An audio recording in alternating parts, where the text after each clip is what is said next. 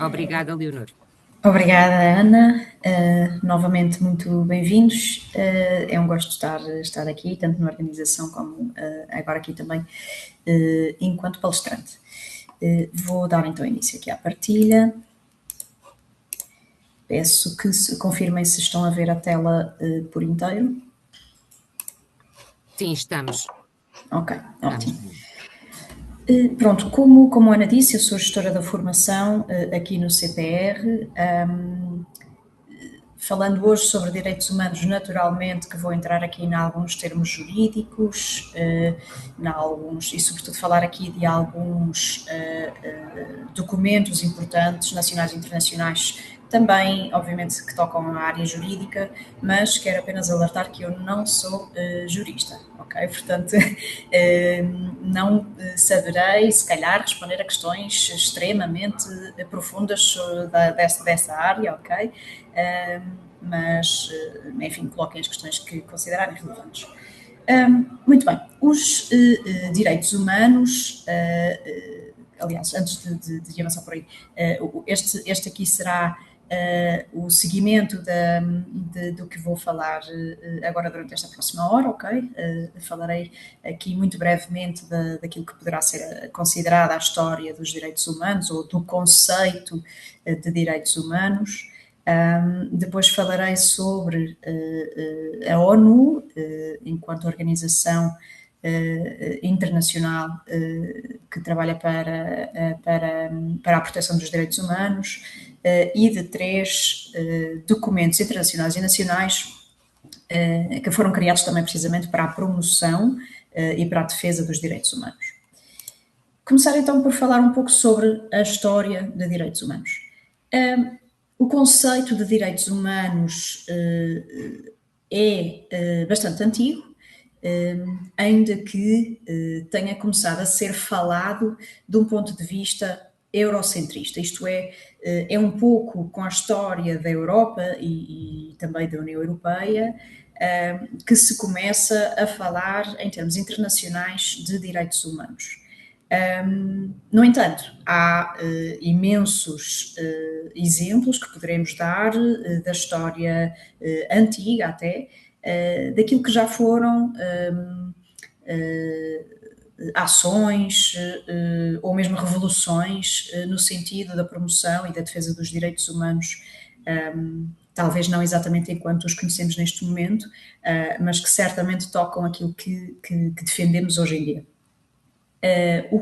Um dos casos, se calhar mais antigos, que é bastante referido na história dos direitos humanos, trata-se do cilindro de Ciro, que é um artefacto que foi encontrado na antiga Mesopotâmia, e Ciro refere-se a Ciro, o rei da Babilónia, que depôs o anterior rei, considerado um opressor do povo. E, portanto, Ciro é aqui considerado como a pessoa que vem repor a paz na Babilónia, que vem repatriar povos anteriormente deportados e que, no fundo, vem trazer a paz ao povo e defender os direitos do povo, a vida do povo. Como podem ver, estamos a falar dos anos 500 a.C., portanto já é um exemplo bastante antigo. Avançando bastante mais para a frente, outro exemplo muito referido é a Magna Carta, em Inglaterra, data do século XIII, que no fundo é um documento que foi de certo modo imposto ao rei de Inglaterra na altura,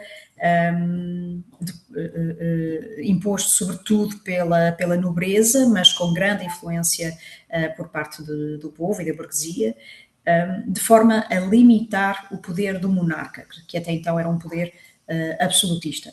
E, por isso, dessa maneira, tentar garantir as liberdades e a justiça para as várias classes sociais. Obviamente, na altura haveria um foco maior nas classes da nobreza, mas não só. Este documento refere também aqui algumas proteções para aquilo que na altura se chamavam os servos, ok?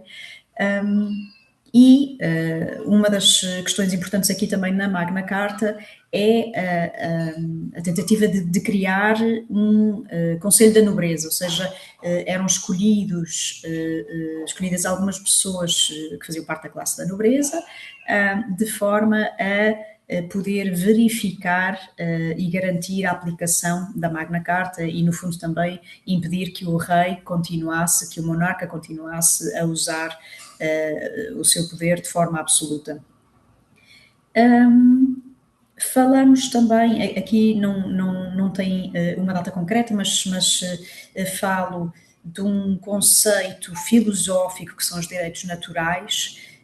Este conceito foi sendo trabalhado, tem vindo a ser trabalhado desde o tempo de Aristóteles, por exemplo, ok, até aos dias de hoje, até à data contemporânea, à filosofia contemporânea. E o que este conceito nos indica é que, no fundo, à nascença, qualquer pessoa são-lhes atribuídos determinados direitos, como o direito à vida, o direito à liberdade e à propriedade. Em alguns casos fala-se também da busca pela felicidade.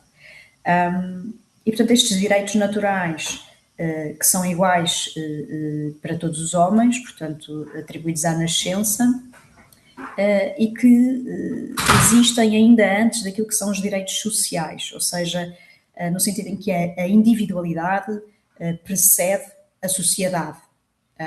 Ou seja, antes de uma pessoa estar incluída numa comunidade, numa sociedade, desde logo tem os direitos pessoais atribuídos. E que neste caso, aqui quem vem trabalhar muito este conceito, que é o filósofo John Locke, ele atreve-se também a acrescentar a ideia de que se o governante violar estes direitos, o povo, ou seja, o governado, tem a liberdade moral para se revoltar contra o governante. E, portanto, que o governo, ou quem tem o poder, que deve ter em conta a opinião e o consentimento do governado, ok, do seu povo. Como disse, este conceito vem sendo trabalhado até aos dias de hoje e refiro porque tem, sobretudo na altura de John Locke, tem uma grande influência naquilo que vem a ser depois os documentos que refiro a seguir e as revoluções que acontecem em contexto europeu, pelo menos. A seguir, temos então aqui o exemplo da Revolução Inglesa, no século XVII, e que dá aso à criação da Declaração dos Direitos, ou a Carta dos Direitos. E, portanto, aqui num contexto de pós-revolução, vem também o povo insurgir-se e pedir a defesa dos seus direitos. E aqui, novamente, falamos da questão da segurança contra o abuso de poder, da coroa, da monarquia, neste caso, e algo também muito interessante que é a constituição de um parlamento, ou seja, um parlamento tal como o conhecemos hoje, as pessoas são eleitas, portanto, são eleitas pessoas particulares para o parlamento, que no fundo serve como porta-voz do povo na relação com a monarquia. E, portanto, dá aqui algum poder de participação política ao povo. Já no século XVIII, a Revolução Francesa é um dos grandes impulsionadores dos direitos humanos também aqui na Europa. No final do século XVIII, dá-se ao longo de cerca de 10 anos, a monarquia, que até então era uma monarquia absolutista, colapsa, é implantada a Primeira República Francesa e é escrita e entra em vigor a Declaração dos Direitos do Homem e do Cidadão. Esta declaração indica e define um conjunto de direitos individuais e coletivos para todos os homens, universais e intemporais, naturais, aqui veio o conceito que referi há bocado, inalienáveis, que é um conceito que daqui a pouco já explicarei, e sagrados. Portanto, aqui na altura ainda havia esta relação com a religião. É distribuído por completo o privilégio de classes, portanto, o homem, o ser humano, como ser igual. Se forem ler esta declaração, veem a definição de direitos já com grande semelhança àquilo que será 200 anos depois a Declaração Universal dos Direitos Humanos. O que é bastante interessante que já nesta altura se usem não só os mesmos termos, mas o mesmo pensamento. E é daqui, é da Revolução Francesa que vem a frase, enfim, bastante conhecida, que é liberté, égalité, fraternité. Portanto, liberdade, igualdade e fraternidade. E esta própria declaração vem também a influenciar a criação de outras cartas, outras declarações. A própria Declaração Universal tem esta influência, vem influenciar o pensamento filosófico e político de outras nações, de outros Estados, novamente, sobretudo numa visão mais eurocentrista. Por volta da mesma altura, dá-se também nos Estados Unidos uma revolução e é criada a Carta dos Direitos dos Estados Unidos, ou em inglês, caso conheçam o termo, Bill of Rights.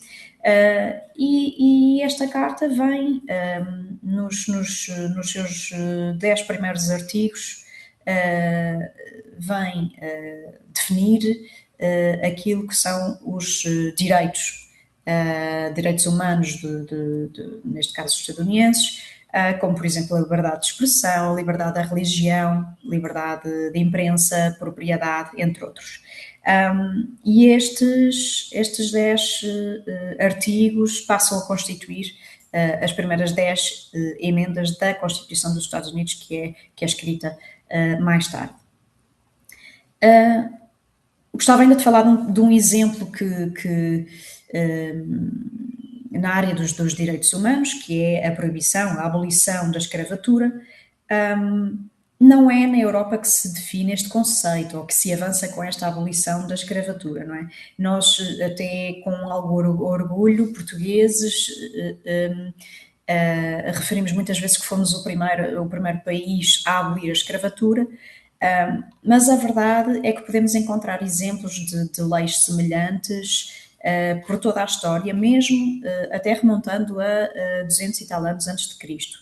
Há um exemplo no caso da China, não me recordo, peço desculpa qual é que era a dinastia, mas que proíbe a escravatura de determinados povos. E ao longo de toda a história humana, vamos vendo assim alguns exemplos. A própria abolição da escravatura em contexto europeu e, portanto, também no contexto português, é feita em determinadas fases, não começa, creio que no século XVI, e durante 3 séculos é feito este trabalho, porque inicialmente só é proibida a escravatura de determinado povo e depois vai-se começando a alargar, depois é proibida, no caso de Portugal, é proibida vou dizer transporte, mas não era exatamente esta palavra que procurava, de escravos para Portugal continental. Só depois, muito mais tarde, é que também se proíbe aquilo que eram na altura as colónias de Portugal no Brasil, ou de transporte de escravos africanos de povos africanos para o Brasil, por exemplo. Enfim, portanto, este processo dá-se ao longo de vários séculos e a verdade é que não é na Europa que se vê o primeiro exemplo. Isto para explicar um pouco aquilo que eu quero dizer com a visão eurocentrista, ou seja, é aquilo que se discute quando se fala de direitos humanos. Pega-se muito facilmente nestes exemplos europeus, ou quando muito também falando do contexto da América do Norte, mas a verdade é que temos exemplos de bem mais antigos na história. Voltando aqui a questões mais eurocentristas, mas a verdade é que o facto de se começar a discutir este conceito dos direitos humanos acontece na Europa e acontece no pós-Segunda Guerra Mundial. Portanto, havendo aqui uma quase obsessão e muito bem, de evitar ao máximo um novo conflito armado, porque a verdade é que se percebe, sobretudo depois de Nagasaki e depois de Hiroshima, se percebe que, havendo um novo conflito armado internacional, grande parte do mundo poderá não sobreviver. E, portanto, há aqui uma preocupação muito grande em evitar o conflito e garantir a paz. E é neste contexto que é criada a ONU, a Organização das Nações Unidas, em 1945. Portanto, é realizada uma conferência internacional em que a maior parte das nações, dos Estados, são convidados a participar, e no seu encerramento é então assinada a Carta das Nações Unidas, que é o documento que define o que é, não só define o que é a Organização das Nações Unidas, como vem definir também aquilo que é a proteção dos direitos humanos. Na altura, os membros fundadores da ONU e que assinam esta carta são 51 Estados-membros, que depois, obviamente, esse número aumenta. Foi assinada em junho e entra em vigor em outubro do mesmo ano, de 1945. E inicia-se com esta frase, até bastante parecida com aquilo que é a Constituição dos Estados Unidos da América. Aqui neste caso, nós, os povos das Nações Unidas. A Constituição americana diz nós, o povo dos Estados Unidos. E, portanto, logo no preâmbulo, na Carta das Nações Unidas, se refere o objetivo máximo da criação das Nações Unidas, que é proteger as nações de um novo conflito armado, reafirmar aquilo que é a fé nos direitos fundamentais humanos, do ser humano, e estabelecer e garantir condições para a manutenção da paz e da justiça, e começando já aqui a trabalhar naquilo que é o futuro das nações, a promover o progresso social. Portanto, desde o início, portanto, desde esta conferência e desde a criação da ONU, apesar de, novamente, ser uma visão eurocentrista, são envolvidos e considerados países de todo o mundo, ok?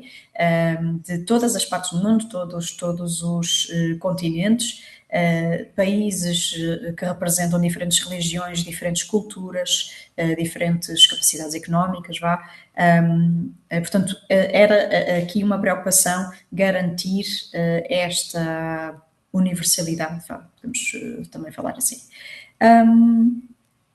E podemos encontrar entre estes países fundadores países que, se calhar, consideramos agora que são países que estão em violação de direitos humanos, não é? Por exemplo, enfim, fala-se muito hoje em dia, aparece muito nas notícias, naturalmente, o Irão, a China também, e é de relembrar que estes países fizeram parte dos países fundadores da ONU.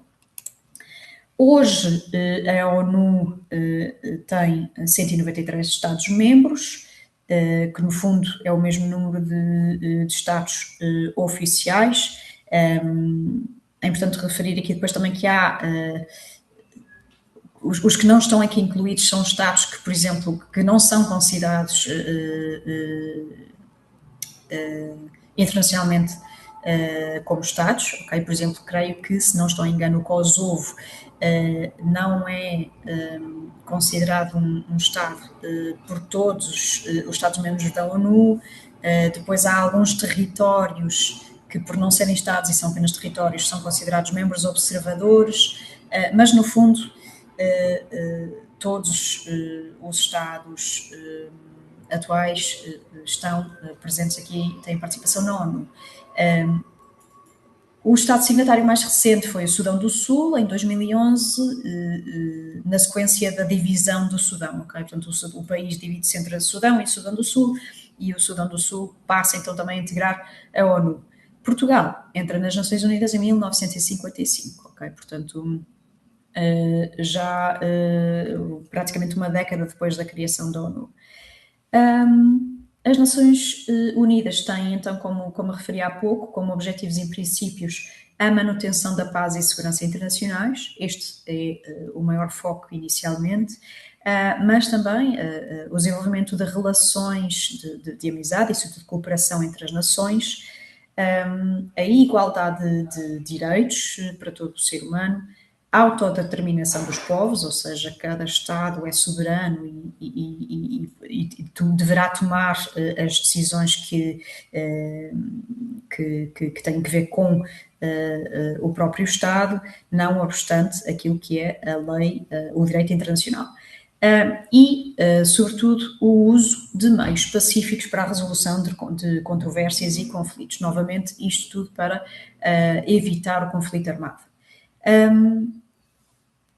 Portanto, é criado aqui um espaço para discussão, mas também para tomar medidas sobre questões relacionadas com a humanidade, como, por exemplo, a paz, a segurança, como referi há pouco, alterações climáticas, o desenvolvimento sustentável, naturalmente os direitos humanos, o desarmamento e questões práticas como a saúde, depois igualdade de género, governação, entre muitas outras questões. A ONU, e está definido na Carta das Nações Unidas, os órgãos que são criados como fazendo parte da ONU, e temos aqui, coloco apenas alguns dos mais importantes. A Assembleia, que no fundo serve como fórum de discussão internacional, portanto estão presentes representou. É criado o Conselho de Segurança, cujo objetivo é garantir a manutenção da paz e segurança internacionais e a regulação do armamento, ok? Garantir que, no fundo, nunca mais na história da humanidade será usada, por exemplo, a bomba atómica. É criado o Tribunal Internacional de Justiça, não confundir com o Tribunal de Justiça da União Europeia, ok? Tem nomes muito parecidos, dava jeito que fossem nomes um bocadinho mais distintos para não nos confundirmos. O Tribunal Internacional da Justiça é o que está sediado em Haia. Este tribunal resolve litígios entre Estados, ou seja, não pode propriamente receber nem resolver conflitos que envolvam indivíduos, enquanto indivíduos, ok? Mas sim entre Estados. E as suas decisões têm caráter vinculativo, obviamente para os membros signatários, para os membros que fazem Estados-membro da ONU. E outro dos órgãos é a Secretaria-Geral, que deve ser nomeado garantindo esta imparcialidade a todos os níveis, ok? Uma imparcialidade a nível de religião, a nível, enfim, no fundo, a pessoa que está à frente as pessoas que estão a trabalhar para a Secretaria-Geral não devem lutar apenas pelos direitos da sua nacionalidade, mas sim os direitos internacionais, ok? António Guterres é o secretário-geral atual, para dar aqui algum contexto, porque depois podemos confundir aqui com as comissões europeias, Comissão da Europa, etc. É sempre um pouco confuso. Fazendo parte, ou melhor, respondendo à Secretaria-Geral, temos o Alto Comissariado das Nações Unidas para os Direitos Humanos. Neste momento, quem é o Alto Comissário é um senhor austríaco que se chama Volker Türk. E este Alto Comissariado é dedicado à promoção e proteção dos direitos humanos, que são garantidos pela legislação internacional e que estão estipulados na Declaração Universal dos Direitos Humanos, que já vamos falar a seguir. A Unesco também faz parte, ou melhor, responde à Secretaria-Geral. Em inglês o nome quer dizer United Nations Educational, Scientific and Cultural Organization.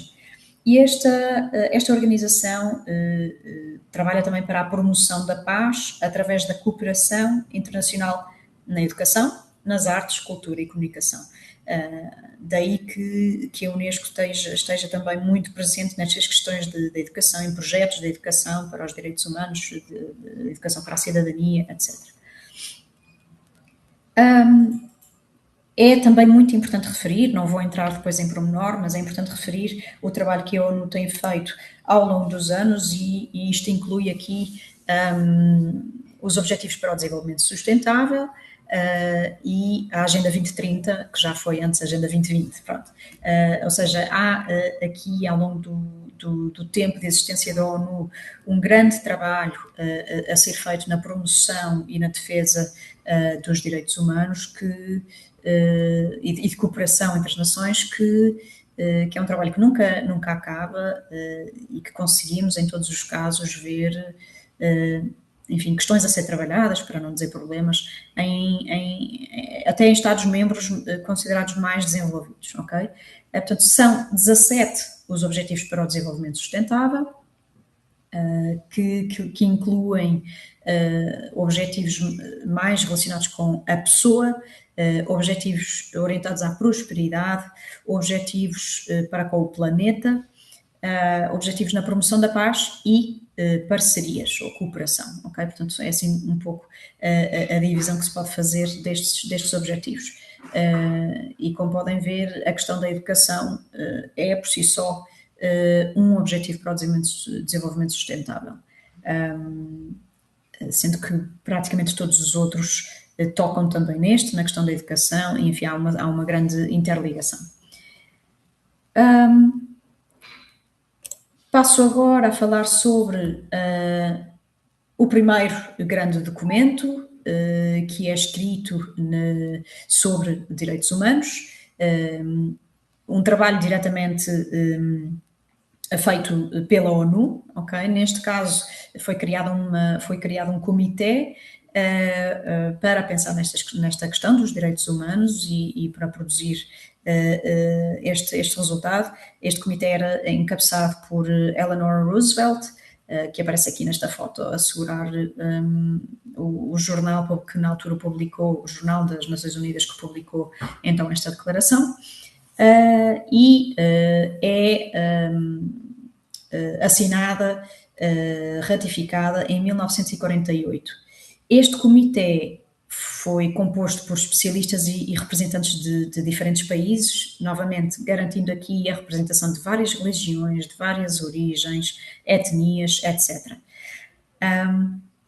Não teve qualquer voto contra, mas teve abstenções, ok? Estamos a falar de 8 abstenções dentro deste comitê contra 48 votos a favor. Portanto, não foi unânime, mas foi com uma esmagadora maioria. Vou entrar um bocadinho então agora em detalhe sobre aquilo que está definido nesta Declaração Universal, ok? Em primeiro lugar, referir aqui algumas características dos direitos humanos, que é também explicitado aqui nesta declaração, antes de falar propriamente dos artigos que definem quais são os direitos humanos. O primeiro conceito de extrema importância que é referido nesta declaração é o conceito da dignidade. A dignidade é um conceito que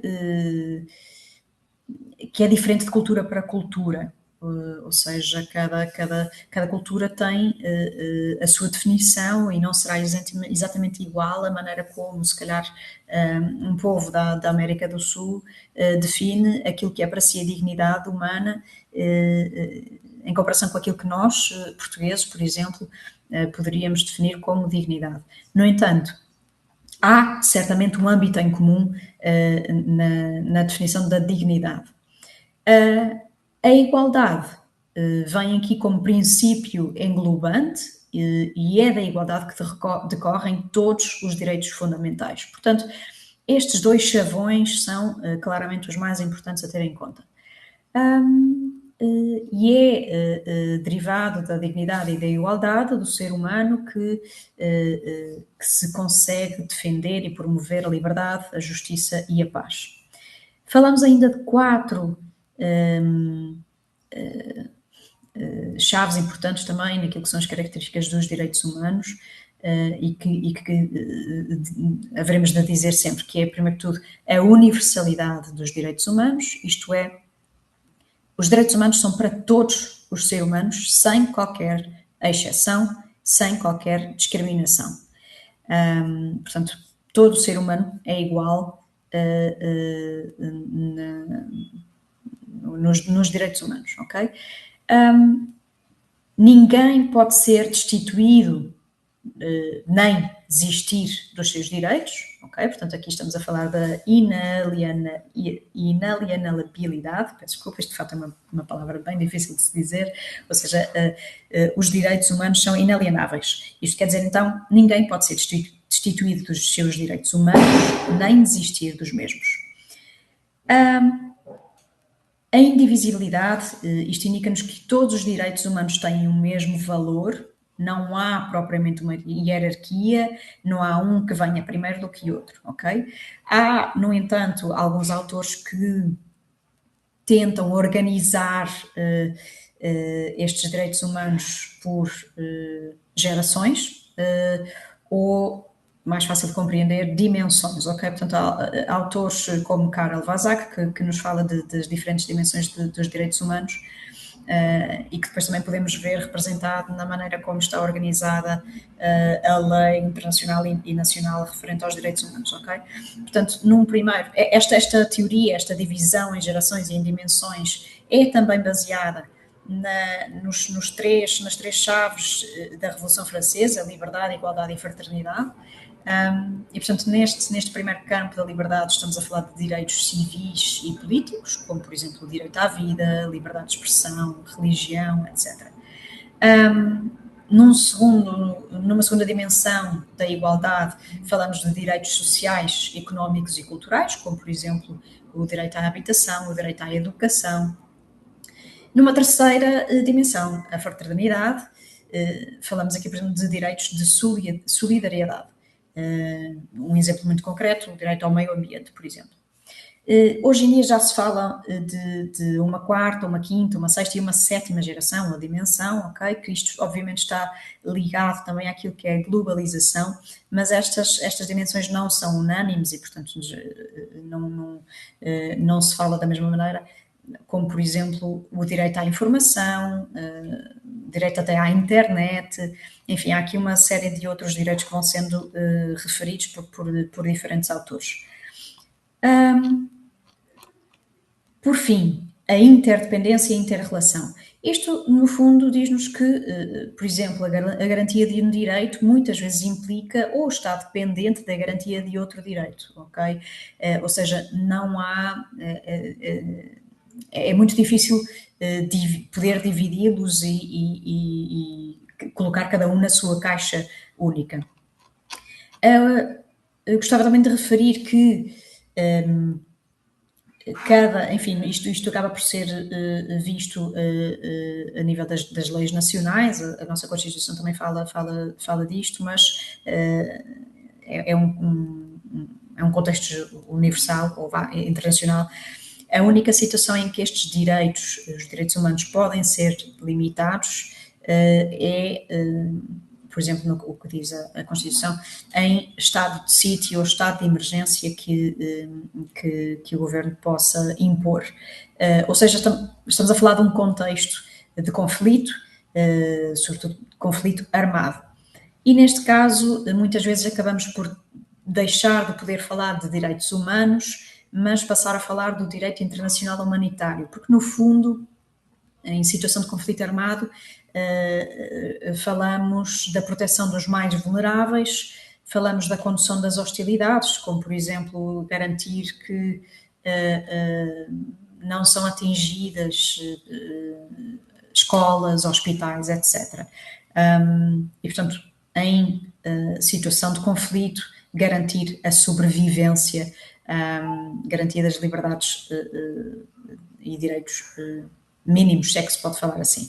Mas, volto a dizer, não há propriamente uma hierarquia. Uns não são mais importantes do que outros, ok? Agora vou assim tentar resumir os artigos, são vários, que estão aqui presentes na Declaração Universal dos Direitos Humanos. O primeiro artigo e o segundo dizem-nos que todos os seres humanos nascem livres e iguais em dignidade e em direitos, sem distinção, portanto, sem discriminação de raça, cor, sexo, língua, religião, opinião política, origem, etc. Quero só relembrar que estamos a falar de uma declaração que é escrita em 1945, portanto, naturalmente, se fosse escrita ou revista hoje, outros termos se usariam em vez destes e certamente se acrescentariam também outros conceitos. O artigo 3º fala-nos do direito à vida, à liberdade e à segurança pessoal. Depois falamos da proibição da escravatura e da tortura, isto sem grandes definições em cada termo, ok? Portanto, isto é algo que depois tem que ser trabalhado a nível da lei nacional.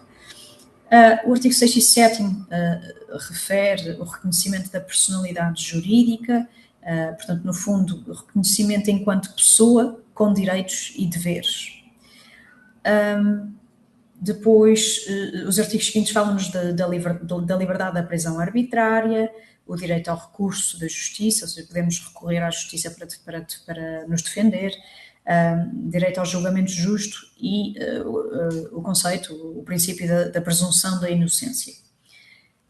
O artigo 12º fala-nos do direito à vida privada, ou seja, do Estado não se imiscuir naquilo que é a nossa vida privada, obviamente havendo exceções, não é? Portanto, se falamos aqui numa possibilidade de estar em causa a segurança de outros, ou até da segurança da nação, então este direito à vida privada, à privacidade, pode ser perdido, não é? Portanto, mas isto em relação a todos os outros artigos, todos os outros direitos.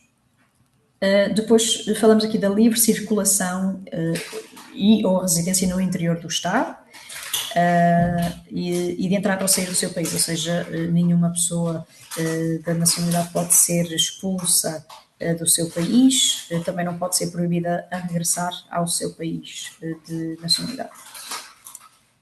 Depois, aquilo que na sessão anterior a minha colega Cláudia também falou, o direito ao asilo, falou-se brevemente também do direito à nacionalidade. A seguir apresenta-se o direito à propriedade, os direitos da liberdade de pensamento, de religião, de opinião e de expressão.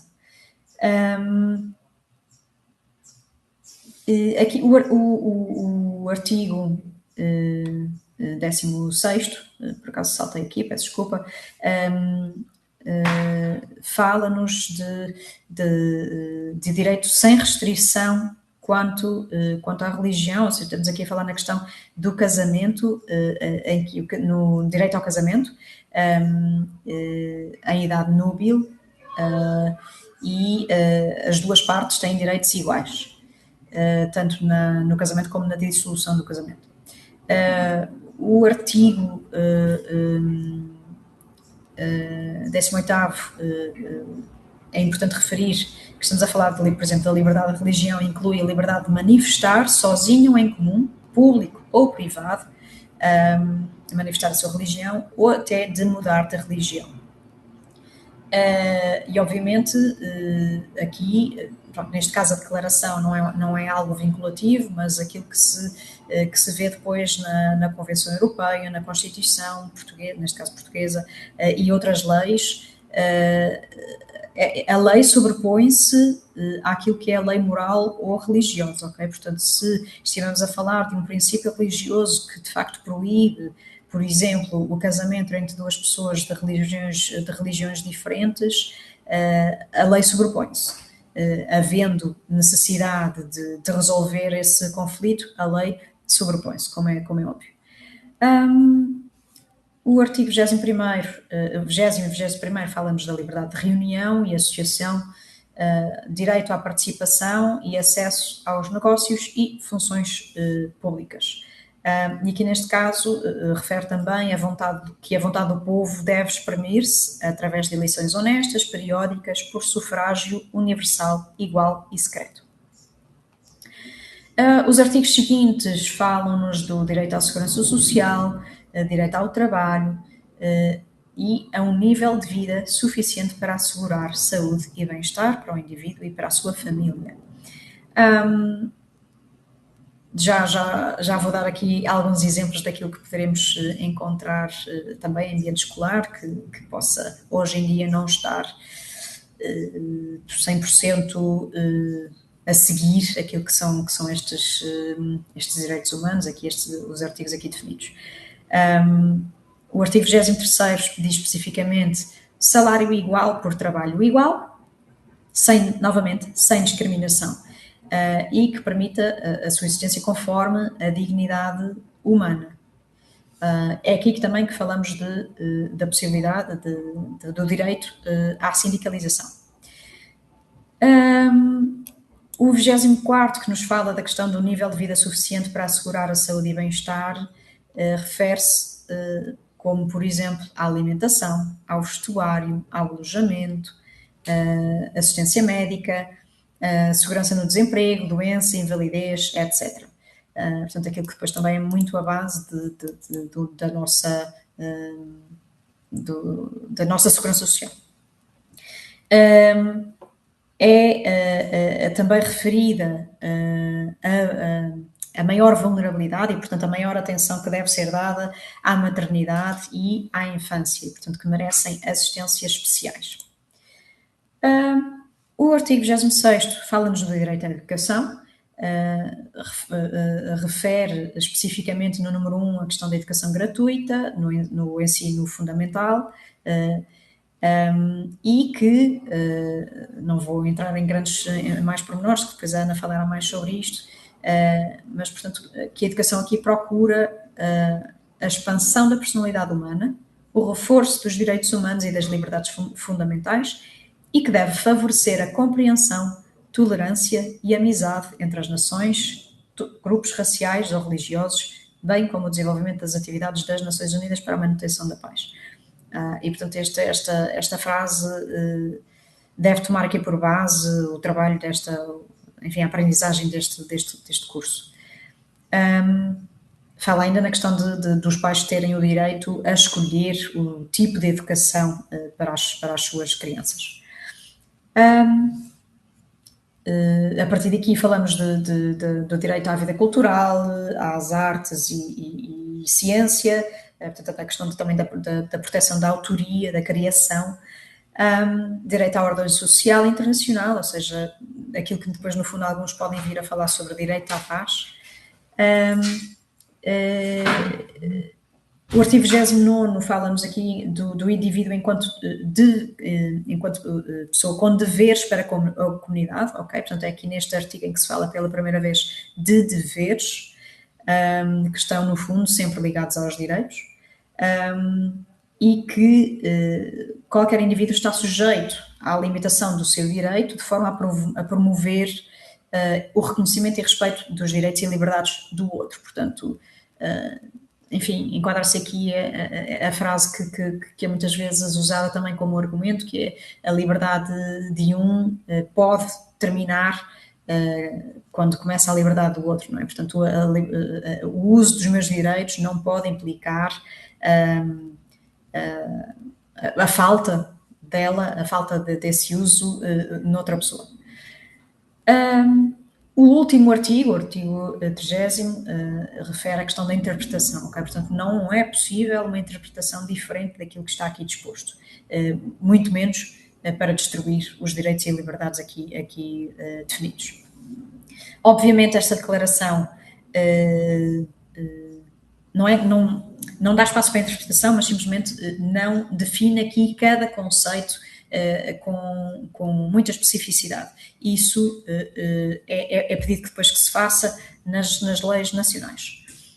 De relembrar aqui que esta declaração não é vinculativa, ou seja, estamos a falar, enquanto os Estados-membros que assinaram a declaração no fundo dizem, ao assinar dizem, nós vamos trabalhar para a promoção destes direitos, ok? Mas não será a declaração que os vai vincular, ou seja, se um determinado Estado-membro violar determinado direito, não é através da declaração que poderá ser sancionado, ok? E por isso falamos aqui da proteção dos direitos humanos, portanto, num terceiro nível que não implica, no fundo, jurisdição, ok? A Declaração Universal. Depois, a um nível, neste caso europeu, falamos da Convenção Europeia dos Direitos Humanos, essa sim vinculativa para os membros signatários, e para um primeiro nível, concretamente para Portugal, para o nosso caso, então estamos a falar da Constituição da República Portuguesa. Obviamente depois há imensos exemplos daquilo que são pactos internacionais, tratados e as leis nacionais que especificam determinado direito ou a proteção de determinado direito. Mas, assim, muito brevemente, muito por alto, falamos aqui destes 3 níveis de proteção. Precisamente porque é reconhecida a necessidade de um regime de direito para a proteção, ok? Portanto, os Estados-membros da ONU, nomeadamente, são chamados a criar legislação específica para o efeito.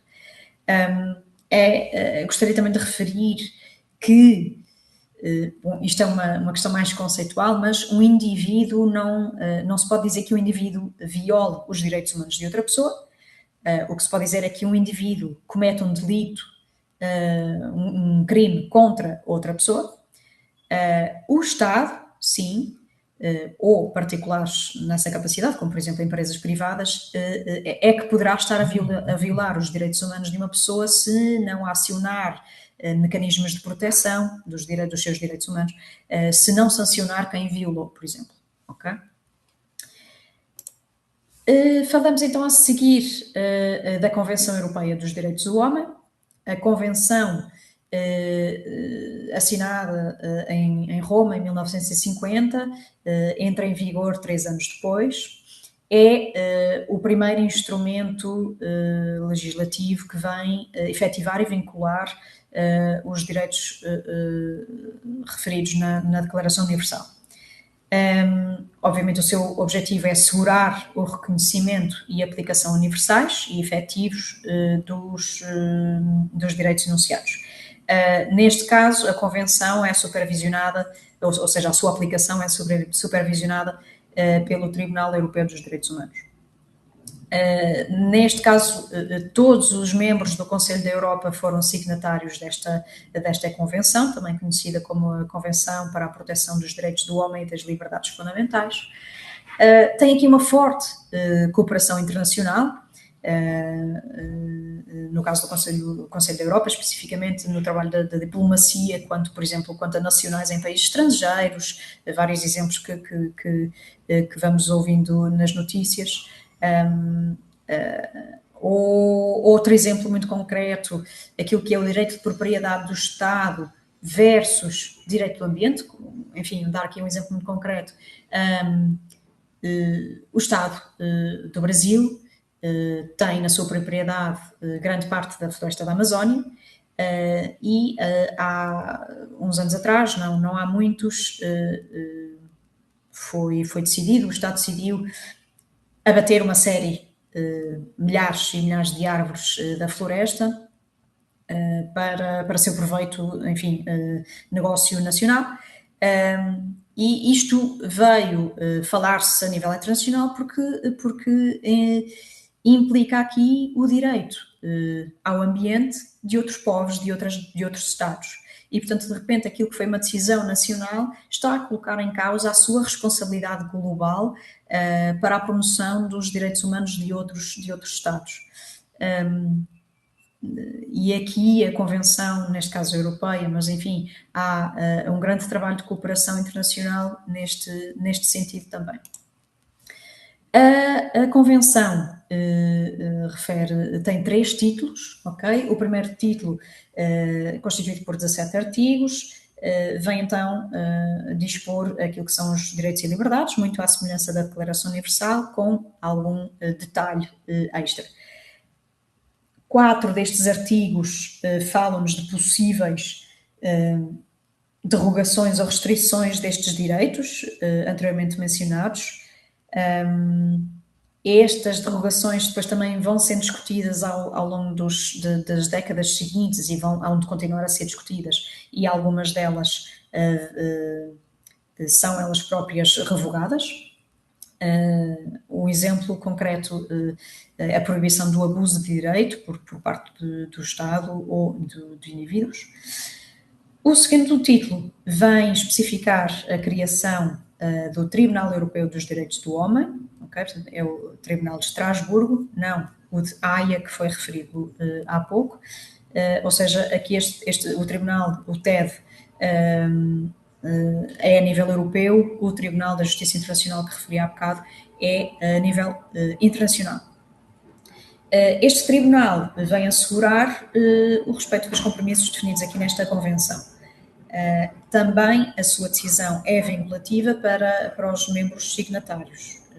Portanto, os Estados-membros que assinam esta Convenção ficam vinculados àquilo que a Convenção indica. E é este tribunal que vem garantir isso.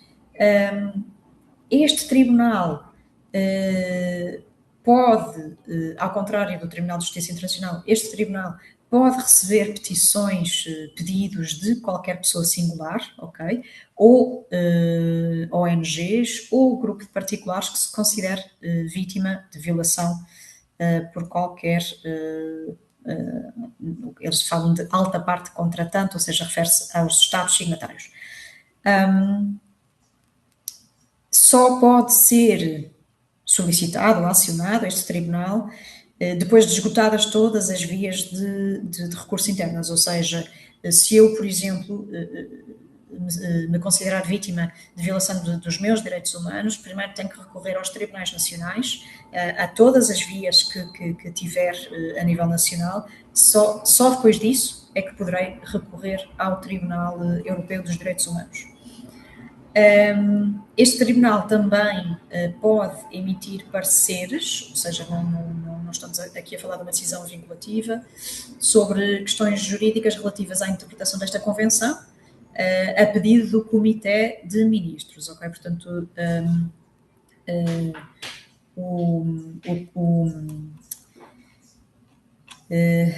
peço desculpa,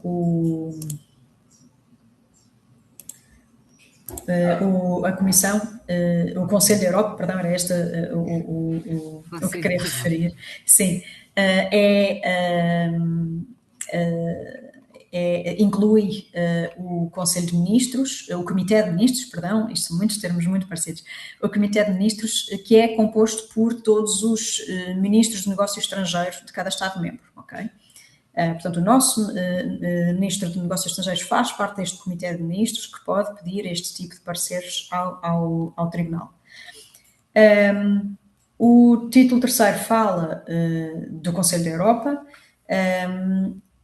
que não é a mesma coisa que o Conselho Europeu, ok? Mais uma vez, podiam ter inventado aqui termos um bocadinho diferentes para não nos confundirmos. O Conselho da Europa é a principal organização de defesa dos direitos humanos na Europa, ok? Só para orientar, caso alguém esteja ou vá estando confuso como eu muitas vezes estou, o nosso anterior presidente, anterior primeiro-ministro António Costa é o presidente do Conselho Europeu, não do Conselho da Europa, ok? Estamos aqui a falar de coisas diferentes, órgãos diferentes. Também, além do Comitê de Ministros, também faz parte do Conselho da Europa o Comissário para os Direitos Humanos, portanto, alguém que está especificamente, cuja função é específica para a defesa dos direitos humanos a nível europeu. Há depois, atualmente, 7 protocolos adicionais, e digo atualmente porque, no fundo, já são pelo menos 16, se não me engano, protocolos que foram escritos, mas depois foram revogados alguns deles. E estes protocolos vêm acrescentar, ou retirar, ou simplesmente alterar direitos e proibições e restrições que são definidos nos títulos anteriores. Um exemplo destes protocolos é o número 6, que vem abolir a pena de morte, mas neste caso o protocolo que data de 1983 deixa a exceção da pena de morte em contexto de guerra. Mais tarde, em 2002, vem o protocolo 13, que retira essa exceção. Portanto, atualmente, aquilo que está definido é que a pena de morte é proibida em qualquer situação. Gostava de depois aqui mencionar, aliás, a Ana vai certamente falar depois da Convenção dos Direitos da Criança, portanto não vou entrar por aí. Depois, a nível nacional, temos então a Constituição da República Portuguesa, que vem no contexto da pós-revolução de 1964, e é colocada em vigor em abril de 76. E entra com este preâmbulo de: a Revolução restituiu aos portugueses os direitos e liberdades fundamentais. Obviamente que, como vocês conhecem, a Constituição fala de muitas áreas, vem aqui definir muitos direitos, muitas garantias e liberdades, além daquilo que está mencionado na Declaração Universal e na Convenção. Nos seus princípios fundamentais, aquilo no que toca aos direitos humanos, refere logo no primeiro artigo, novamente, a questão da dignidade da pessoa humana, enquanto parte de uma sociedade livre, justa e solidária. Portanto, é neste sentido que se quer trabalhar a partir de pós-revolução, é neste sentido que se quer caminhar. O artigo 2º fala-nos do respeito e garantia de efetivação dos direitos e liberdades fundamentais, muito à semelhança daquilo que tenho vindo a falar nos outros documentos. O artigo 9º refere então que esta garantia, fala desta garantia enquanto tarefa do Estado, assim como a promoção do bem-estar, da qualidade de vida, da igualdade real, da efetivação de direitos económicos, sociais, culturais, ambientais e da promoção da igualdade entre homem e mulher. Depois vem especificar aquilo que são os direitos e deveres fundamentais. Voltamos a falar aqui nos princípios da universalidade e da igualdade.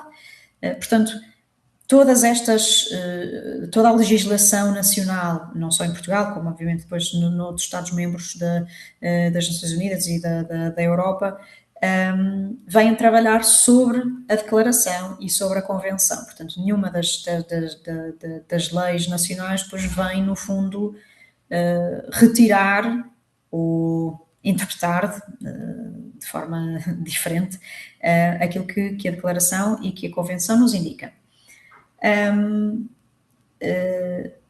Tal como o artigo 16º diz, que todos os preceitos constitucionais vêm em harmonia com a Declaração Universal.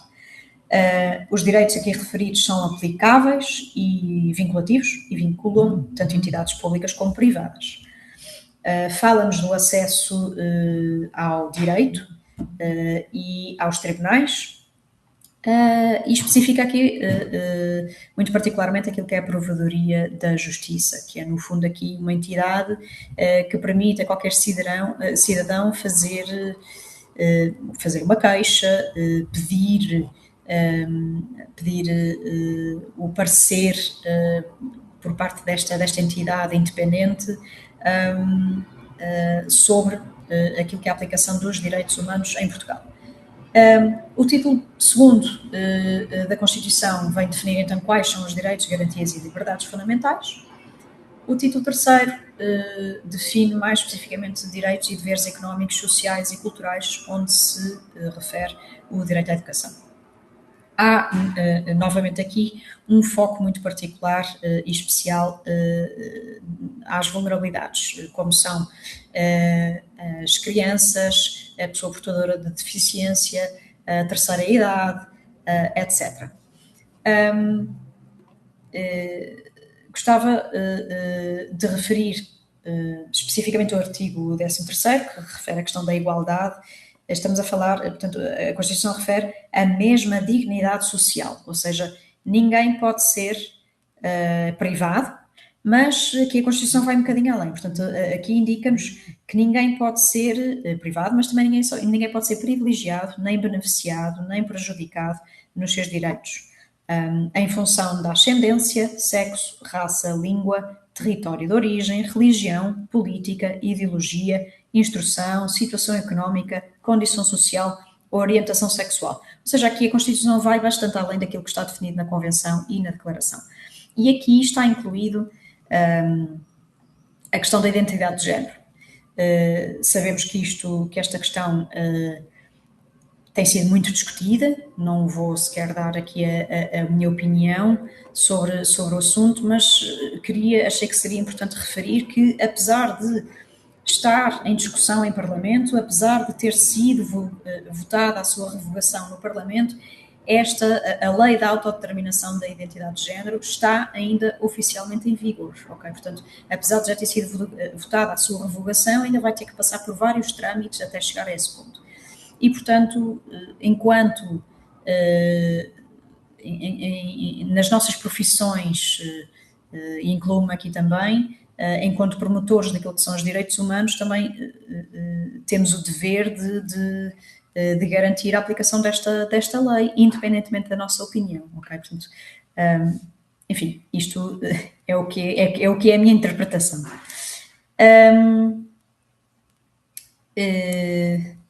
Acrescenta-se ainda aqui no título 2º o direito à informação, e aqui não é a informática, ok? Aqui estamos a falar sobre os dados pessoais informatizados. Portanto, a questão que há uns anos já todos ouvimos falar do GDPR, ok?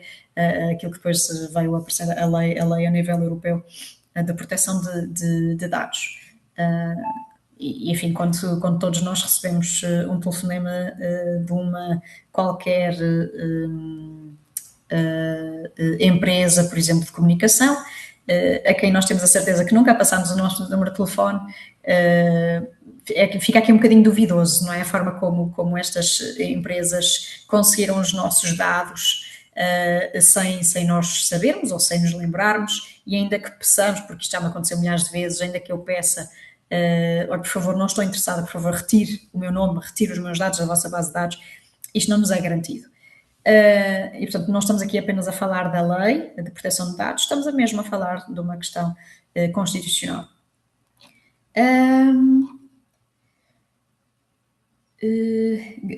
Referir ainda um exemplo daquilo que vos pode tocar também em contexto escolar, um pequeno exemplo para refletir. Aqui no título 2º, como também indica a Convenção Europeia, falamos do direito à habitação. Neste caso, o que indica é que todos têm direito para si, para a sua família, a uma habitação de dimensão adequada, em condições de higiene e conforto e que preserve a intimidade pessoal e a privacidade familiar. E no ponto 3 deste mesmo artigo fala também na questão de que é dever do Estado estabelecer um sistema de renda compatível com o rendimento familiar.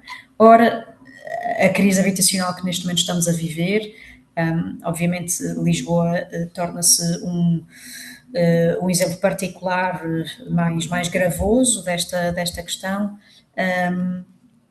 Acredito que possam ver nas nossas comunidades escolares até exemplos de crianças que estão a ser privadas deste direito.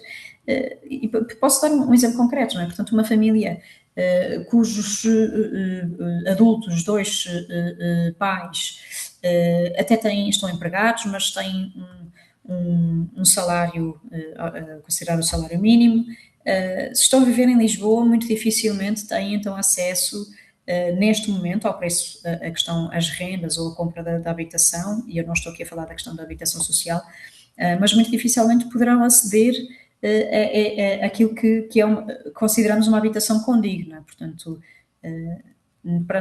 pelo menos a meu ver, uma habitação condigna não implica que a criança tenha que partilhar o mesmo quarto com os pais, por exemplo, ou pior ainda, que possa estar a viver num carro, enfim, exemplos desses semelhantes acredito que poderão ter, e o dever do Estado, além, obviamente, da proteção da criança, e portanto acredito que, enfim, vocês entenderão melhor do que eu, mas acredito que neste caso poderia ter que ser assinada, por exemplo, a CPCJ, mas além do dever de proteção da criança, o Estado também tem aqui o dever de garantir que esta família terá acesso então a uma habitação condigna. E, portanto, quando eu, pelo menos, ouço o Primeiro-Ministro a referir-nos a referir-nos um valor como uma renda moderada, que está um bocadinho longe daquilo que é a realidade dos portugueses, fico a pensar sobre se não estará aqui o Estado a entrar em conflito com a sua própria Constituição. Mas pronto, isto quero apenas dar um exemplo para a vossa reflexão.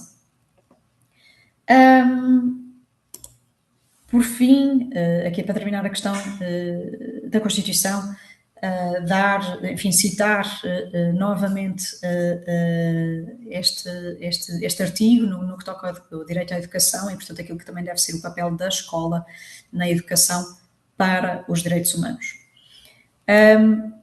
E venho dar algumas sugestões para a vossa pesquisa e desenvolvimento desta área, para quem esteja interessado não só em abordar especificamente nas vossas disciplinas o tema dos direitos humanos, mas também para perceberem como é que podem aplicar a educação para os direitos humanos no vosso dia-a-dia. Deixo aqui isto tem aqui uma série de links, depois quando receberem, quando encontrarem no site da FEDPROF, então publicada a apresentação de hoje, terão acesso a estes links. Começar então por referir a Carta do Conselho da Europa, trata-se de um documento vinculativo, ok? Sobre a educação para a cidadania democrática e para os direitos humanos. Não quero entrar aqui numa questão de discutir aqui aquilo que é a educação para a cidadania, que tanto se tem falado. Estou apenas a falar da questão da educação para os direitos humanos. Como falar dos direitos humanos em contexto escolar. E dou a sugestão da Amnistia Internacional, que tem uma academia tanto para jovens como para adultos, para professores, enfim, qualquer função que queira aprender um pouco mais, não só sobre direitos humanos, mas especificamente sobre a educação para os direitos humanos. O Alto Comissariado das Nações Unidas para os Direitos Humanos tem também um programa mundial para a educação, para os direitos humanos, portanto, onde tem também muito material que podem utilizar. A Unesco, igualmente, tem um programa que se chama a Cidadania Global. O Conselho da Europa criou o Compass, que é o Manual para a Educação para os Direitos Humanos com os Jovens. É um manual que está traduzido para português, embora a edição mais recente não esteja ainda em português, ou seja, a tradução portuguesa é de uma edição anterior. Este manual não é apenas positivo, ou seja, não fala apenas na teoria daquilo que são os direitos humanos, mas dá muitas sugestões sobre atividades que se podem fazer com os jovens, seja em contexto escolar ou não. E deixo depois um pequeno link no final, apenas para um projeto que foi desenvolvido em Viana do Castelo, pelo Instituto Politécnico, que é o Global Schools, que pode também ser interessante para alguns de vós.